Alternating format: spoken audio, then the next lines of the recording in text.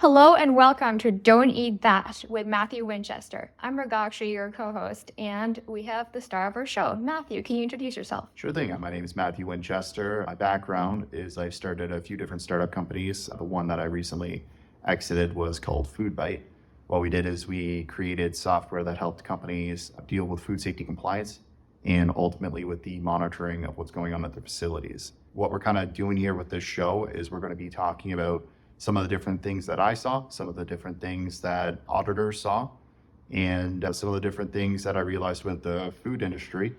And we're going to mostly be talking about what I think about those food safety issues and see how that reflects with everybody that's watching. Yeah, so for the first episode, we decided to go with Don't Eat That Apple, simply because a couple of weeks ago, Matt was over at our place and told me about something called Patulin, which I was not aware of because I go and buy apples and then I eat them, but I don't do research on all the things that could be wrong with apples. Yes, thank you. So I am like a normal person, go get apples and eat them. But when you told me about the story of Patulin, I became so much more aware of what I saw inside the apple. I started analyzing the pattern, and I will obviously be paraphrasing everything that Matt told me about it. So off to you, Matt. Can you tell me what patulin is? Sure thing. So patulin is a mold that you can get. It's not exactly common. It's fairly rare on apples, but it does happen. And the issue with it is most molds, like those all fall under biological hazards for food. But this one is particularly dangerous. What it does is it slowly builds up in your system and it basically just gives you cancer over a period of time. And it's not like you eat it and then you just immediately get it. It takes time to accumulate. And it's a major issue for everybody that's in the food industry that works with apples, not just apples themselves, but like, let's say if you're making apple cider, or you're making like apple juice, it can go into those products as well. And there has to be like a actual process to filter out everything to make sure that the food is safe. So where does patulin actually grow? Inside the apple, outside the apple? How is it detected? To my understanding, it grows down through usually starts on the top of the apple, grows down through the core of the apple. So you can find it like inside the apple. The way that you detect it is, if I remember correctly, and I'm not exactly a food scientist, but if I remember from the conversation with the food scientist, it's that there's like a small blue hue that you can see on the top of the apple that you can find. Okay, on top of the apple, not inside the core. No. Okay, so how do you detect that automatically? Because I like drinking apple cider, and it's automated because it would take so long to do it manually.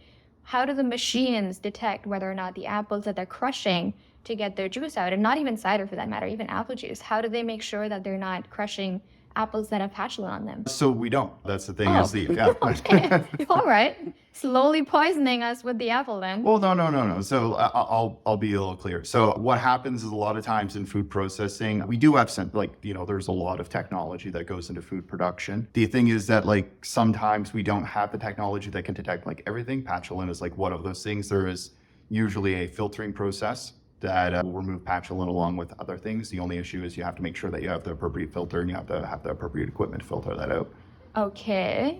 All right. And then tell me the story that you told me of when you visited this said factory where apples were crushed into a grinder. I'll let you tell it. But yeah, tell me the horrific tales of that particular encounter. So yeah, I'll preface this with I'm not a food safety person. I'm not a CFIA inspector. I don't actually know that much about when it comes to dealing with food safety issues at facilities. But I know when I'm intelligent enough to go in and see when something's like patently wrong that's going on. A branching story is like another food related facility that they worked on apples. I went into the production room that they were making apple cider in. They had open cans of varathane and paint in the same room. Varathane? Yeah, varathane. What's that? That is a material that you use to coat wood and coat different things in order to make sure that it's waterproof. Okay, inside this production facility? Yeah, inside the production room. So you have aerosols from these chemicals getting into the air and whatnot. So I'm not a food safety inspector, but obviously a food safety inspector would be able to look at that and say, it's probably not good. We should probably do something. So getting back to my story, I went in and I started talking to them about how they produce their apple juice. They went through the facility. They were showing me different things. And I, like, again, told them, like, hey, you know, it's good for me to know this so that I can get a hold of the right people to bring them in, the correct food safety consultants. I'm not actually like a food safety person, though, so I can't verify or tell you if you're doing these specific things right. I can just document them and then find the appropriate people. But one thing jumped out to me where they were talking about specifically how they juice the product and whatnot. And they said that all of our juice is unfiltered. And I was like, well, what does that mean? And I was like, oh, well, like we want like, you know, everything raw and natural. And I like, cool. I mean, I can throw up buzzwords too, but like, how do you like, I'm just curious, like, how do you guys deal with patulin? And they're like, what is that exactly? And I'm like, oh, well, that's the mold that you can get inside of your apple juice because it's like on the apple. And they're like, never heard of it before. Oh, okay, cool. Huh. So do you have like a head of like food safety production? No. Do you guys have a HACCP plan? No. Okay. Were these operators or were they part owners? Who were these people? Owners, operators. Oh. Yeah. And they'd never heard of Patulin before? No. Okay, cool. So I was like, cool. I know a guy. I'll call him right now. He'll come over and figure out what's going on. They're like, sure, like, we in trouble? Dog. I don't know. Like, we'll find out. All Sound right. good? So I call the guy. He comes over. Immediately he gets a little flustered about like how can owner operators not know this? And again, like the key thing is there's a lot of people in the food space that are like small, like SME, small to medium sized enterprises that, yeah, it's just like they don't have HACCP plans in their hand. They don't know specifically like what's going on at the operation. And I've talked to people about like how to solve that. Is that like an education thing? Like, is that, you know, like we're already dealing with regulations. Like, how do you solve this issue? I'm not sure, like, because it's a human problem, right? I'm not sure like how the human problem is solved here. It's one of the biggest question marks in my mind the entire time I was at Food Bite. The best thing you can do is like try to address it with like technology, in my opinion. It's kind of a naive approach. I understand that, but like that's essentially what Food Bite was doing, is trying to say like, well, these are the things you should do, and beat them on whether or not you're doing them. But I brought in this guy. He looked at their production, and he realized that, yeah, like they were probably having like a buildup of like mold and stuff. And they asked him like, when's the last time that you like cleaned these machines? And they're like, we've never cleaned these machines. So yeah, so he had a field day pulling apart that thing and showing them just how much there was like actual like clumps of like mold that he was like able to like reach in and like pull out of the guts of this machine and like hold it out like black, like nasty looking mold. And yeah, like I think that it shows that people a lot of times have like a good idea in their head of what they want for food, and then they rush out to do it rather than talking to the appropriate people to make sure it's good. Or the other way of looking at it is historically they've always done it that one way. They've never run up against regulations. And in the moment that they run up against regulations, rather than coming to like a slow controlled stop, it's just off the side of the hill because like we never were doing it right in the first place. Whoopsie. So what happened to this particular production facility? Did they change the filter after the guy took the mold? Yeah, first thing that happened was authorities were called and regulatory action was issued against them, which is like a specific form of punishment. If they had a license, I don't think they had a license at the time, but let's say if they did have a license, then the license would be revoked under their Safe Food for Canadians regulations. License would be revoked. And they definitely, if they had any retail partners, which I believe they did, that's what started the conversation, then the retail partners would walk away, obviously. So it just came down to, this is where you're at now, you're in a tough space, so these are your options and this is how you get out of it. I'll leave it with you guys and let me know if you want to continue. And that was the last I ever spoke with them. Wow. Is this the only time that you came this close to seeing molded patulin-filled apple cores inside a filter? I'd say, yeah, that was probably the only time. It's not exactly like the only time that I've dealt with like companies that are into primary production that then move into farm extension, then ultimately food processing. A lot of farms are doing that right now, where you'll have like some mom and pop operation in Canada, in the United States too, and they'll be doing like apples, or they'll be doing peaches, they'll be doing like some primary product to like some massive scale. And all of a sudden one day they go, man, like, can we just make juice out of this stuff? And as much as like people like roll their eyes and be like, oh man, like this is like, kind of silly that you're like turning, for example, like one company I saw turn carrots into carrots juice. And the issue is not so much that it's not so much like, how do I do that? It's they go and do it. And then after they do it, they figure out, oh, I did it wrong. Like, oh snap. So a lot of times these companies will, just go out and talk to like other like people in the space to say like, hey, like I hear that you're doing apple cider and I'm interested in doing apple cider. So like what equipment do I need? And do I need to like hire somebody or like, how do I get the equipment? Who do I talk to and stuff? And that's one way of doing it. Another horrible way of doing it, this is an absolute real story that happened at several locations, is I'll talk to one of the owners and they're like, yeah, my dad's owned this apple orchard for like, like it's been passed down from my great grandfather, my grandfather, my father, and now me. And yeah, we've always done apples. And one day I watched a YouTube video of a guy making cider and I was like, oh yeah, I can totally do that myself.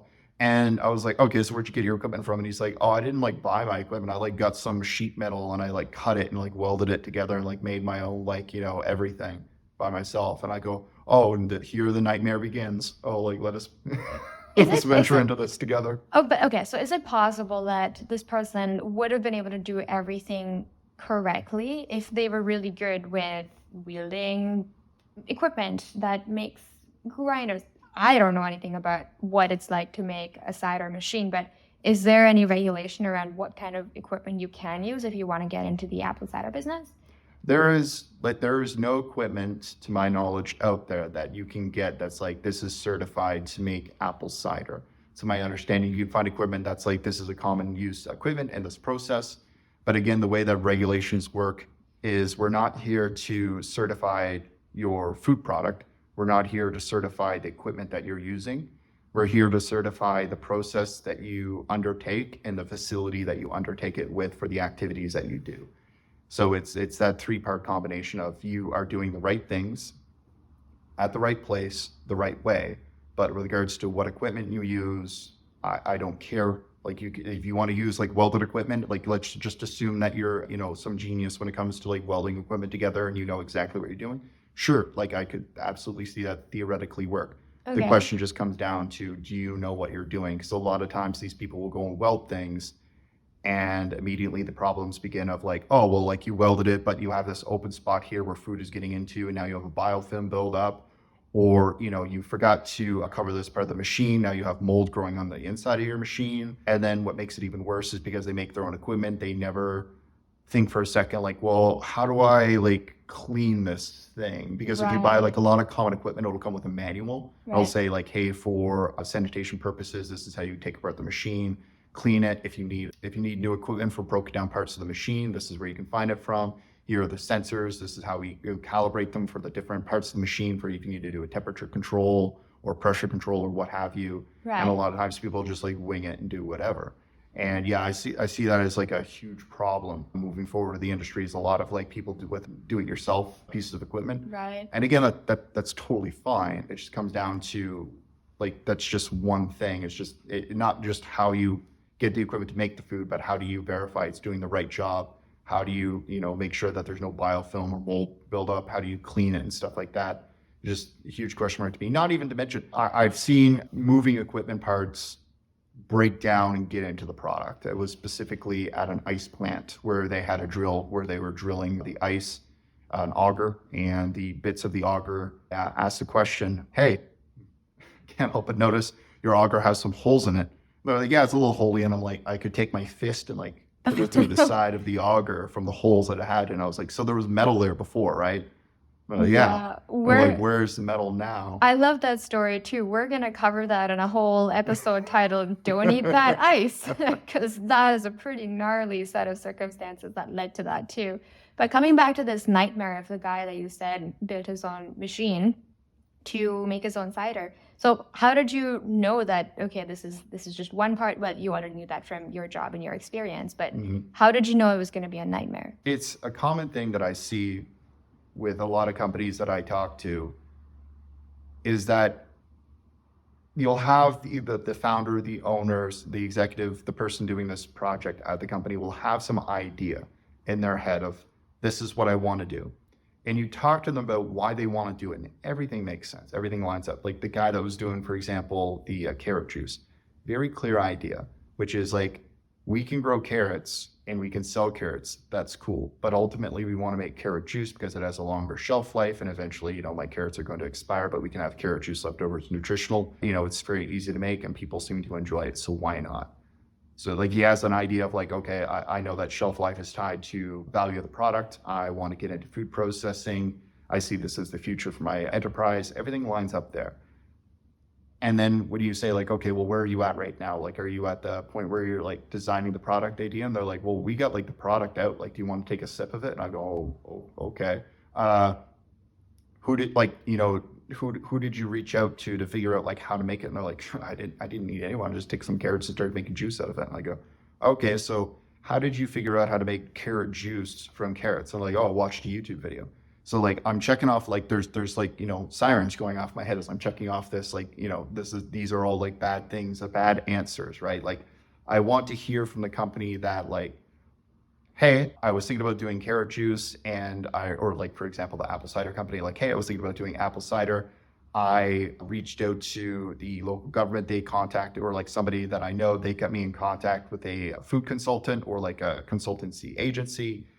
We started working together on what this would look like. They have a background doing this. They developed a HACCP plan for me. They told me what equipment to buy. They told me who to bring in here to manage the process because I'm not just a farmer now. I'm into food processing, so I'm not really just farming anymore. And so I thought about like, who are the appropriate people to reach out to get good consulting, who are the appropriate people to run the program for me. And I'm starting to like put it together from a finance point of view. But I haven't actually pulled the trigger yet on any of this. And I'm looking for somebody like yourself that can help me like figure out, am I doing this right? Or is there like something I'm missing or something like that? Those are the good people to talk with. The ones that are just like knee-jerk reaction, let's do it and just throw something at it and whatever happens, happens, are the ones that usually scare the crap out of me. Right on. And even though that sort of attitude is great for possibly tech companies or different parts of entrepreneurship, when it comes to producing food that's going to be sold to a whole lot of people without the correct and due process that has devised for the safety of the people after accidents have happened in the past or by experienced people, hopefully, when that is not followed, that's when it scares the hell out of you, said. Yeah. It's that sudden impulse of like, let's do this. And then they go out and do it. And then come to find out like, oh, I was just doing it wrong the entire time. Oh, well, it is what it is. And it's like, well, you don't look at me and say, oh, well, like you made food and people ate it. Like, are they going to be okay? Yeah. So what happened with this guy though? What did he have to shut down making cider? Well, regulatory action, it escalates quickly in the sense that as soon as the CFIA find out that something is wrong, they come in and evaluate the situation. But what was wrong in that situation? What particular event in that situation could someone determine or find, say, that, oh, this is wrong, the authorities need to be identified? Sure. So the particular instance of the problem was it goes back to, you should have had a HACCP plan in the first place because to be able to identify what the hazard is. HACCP is Hazard Analysis Critical Control Point. So it's an actual protocol. Hazard Analysis Critical Control Point. Yeah, it's an actual program that you can put together. What that does is allows you to, first off, do hazard analysis, which is, if I'm going to make food and it's going to be this type of food, apple cider, what hazard should I look for? What are the things that could go wrong? And if they do go wrong, how bad are the bad things? Like, what does this mean for the people that consume the product? Is this like like maybe they'll get sick and have a tummy ache, or they'll get cancer and die? Like what right, does the this range look is like? pretty vast. Yeah. So if you have a HACCP plan, good HACCP plans will have a hazard analysis in them to describe what the hazards are. These guys didn't even have a HACCP plan. They didn't even know what it was. So is that red flag number one? Yeah, because like they're making food and they don't know, if you make food, like what are the things that could go wrong with making this food? It could be anything to these people, right? And that just goes to show, like when I asked them, like, do you know what Patulin is? They just kind of looked at me like I'm crazy. Especially when I described it as a mold, there's like, well, like we get coals, they have like mold on them. So what's the problem? The issue is that they never had a HACCP plan, so therefore they never had patulin identified as a hazard. Therefore, they never had a process to remove it. Therefore, patulin got in the product. That was the first cider company. And then for this other guy that made the machine himself, what about... The guy that made the machine himself, it was the same issue, which is he didn't have a HACCP plan. It was patulin. It was the exact same thing. Okay. The difference is that this guy that was like building his own equipment, it was now more than that, because then it became like, okay, is this just patulin, or like, you know, is there more going on here of like, what does this equipment even do? Like, could you show us like how you clean it and stuff? I never cleaned it. Oh, great. So can we test for biofilms? And then they test for biofilms, and it's like, oh, well, it's not just patulin, it's listeria. And you have like different molds that are getting into the product. Like, this is just nightmare, absolute nightmare situation. All right. and okay, so that was the second encounter that you had with respect to producing something out of apples. And it was a nightmare. Yeah. Wow. Some of them can be. Some of them can be, yeah. And thank you for making me aware of it. Now, hopefully more people will be. Is there anything else in apples that people should be aware of besides patulin, which is a blue line, you said, that you can see inside the core, or mostly also on top of the apple? Yeah, you can see like patulin, like it's very hard to notice, but it is visible. Like, you can, as a mold inside and on top of the apple. The only issue is, like I say, it is difficult, and it's also very rare. It's not something that like you necessarily need to like freak out about, and like every time you pick up an apple, like bring a special microscope into Sobeys and like hold it over top of the apple and examine each individual apple. It's something that you don't think about it as like an individual apple. It's like 1 of a million chance you're going to get it, right? The issue is that when you're making apple juice, you're condensing many apples into one apple. And if there's a little bit of patulin in there, it can get into the full product, right? Right. So then that's the issue. Okay. Can you talk about what happens if someone has ingested patulin? You have ingested patulin, there's basically nothing that they can do for you. Oh. Like, it's like lead poisoning. Like, it just gets into your body. To my understanding, there's no like pill you can take or medicine that you can take that will inhibit it. Once when it gets into your body, it's in your body. Does it need to be a certain concentration in your body, though, until it has its side effects? Yeah, after it gets over a certain limit, then it will start, like I said, it will give you cancer over a prolonged period of time. So. Okay, so someone would have to drink, say, apple juice, just as an example, 30 years, and every single... Yeah, it's like 15, 20 years. Okay, and then, yeah. But that also means that every single glass of apple juice that they drink needs to have very small concentrate of patulin in it. Yep. Okay, and the chances of that happening are very small, hopefully. The chances of it happening are small if it's at a facility that has filters and has some kind of process to be able to control that specific hazard. Otherwise, if they don't, then, I mean, you could have a lot of it in your apple juice. All right, cool. So patulin can cause cancer, and it is hard to detect, but you know what to identify it as if you ever come across it, God forbid. Hopefully you don't, but the chances of you finding them are 1 in a million. Yeah. Okay. Very, very small probability that you're going to get on a individual apple. All right, so if you do come across it, well, don't eat that apple. And if you enjoy our show and want to continue listening to stories that Matt has encountered from his past, then support us by liking this show, subscribing to our podcast, as well as buying us a coffee. That'd be great. Thanks, everyone, for watching, and see you next time. Thanks so much.